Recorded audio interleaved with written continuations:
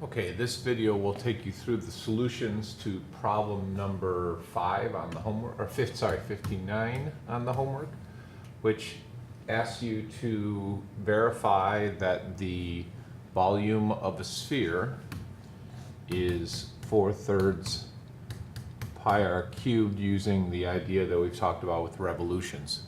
So how do we get a sphere from a revolution? Well, let's start with an axis. And we'll put a function on that axis.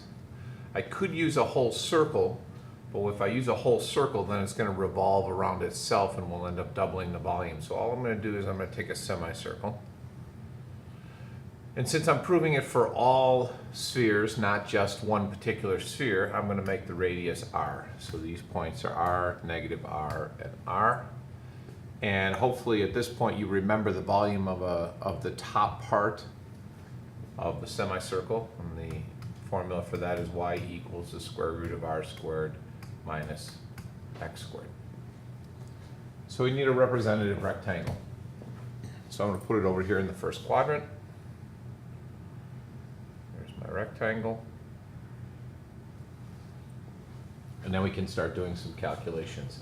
If I revolve that rectangle around the x-axis, I'll end up with a sphere. And since my representative rectangle is perpendicular to the x-axis and is touching the x-axis, I'm going to get a disk. So this will be pretty straightforward. This is the radius, we'll call that capital R. And so we need to find the volume of that disk and then integrate it to add up all the disks from R to negative R. So how tall is that disk?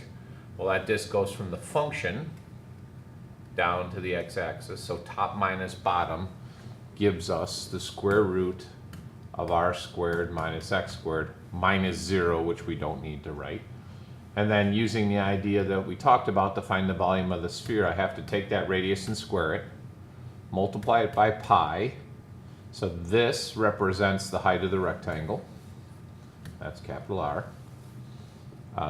This represents the height of the rectangle, plus the pi, so we get the area of the circle, times the thickness of the disk, which is dx. Okay, let's get this out of the way.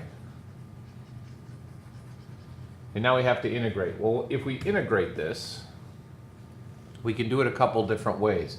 I think the easiest thing that I'm going to do is, instead of integrating from r to negative r, or from negative r to r, I'm actually going to integrate from 0 to r, and then multiply my answer by 2. So if I revolve from 0 to r, that'll give me the right half of the hemisphere, and if I double it, I get the final thing. So my volume here will be this.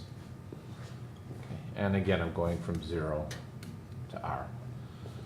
So cleaning things up a little bit, before I take the integral, I'm still doing 2 times the integral from 0 to r. The square root of anything squared is itself, so r squared minus x squared. I'll move the pi out in front, and I have a dx.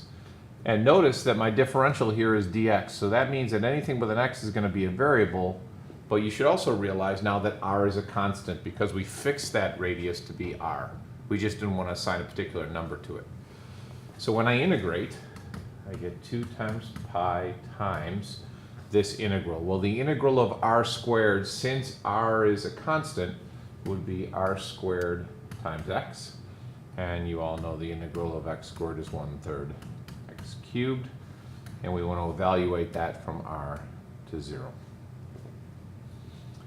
Okay, so that becomes, plugging in r here, we have 2 pi times r cubed, r squared times r cubed, and minus 1/3 r cubed. And then notice that the minus 0 isn't going to matter because that'll make those terms 0.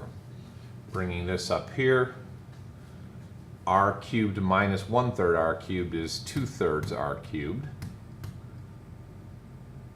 times the 2 pi. And look at that, we get 4 pi over 3 r cubed, which is, of course, the volume of a sphere.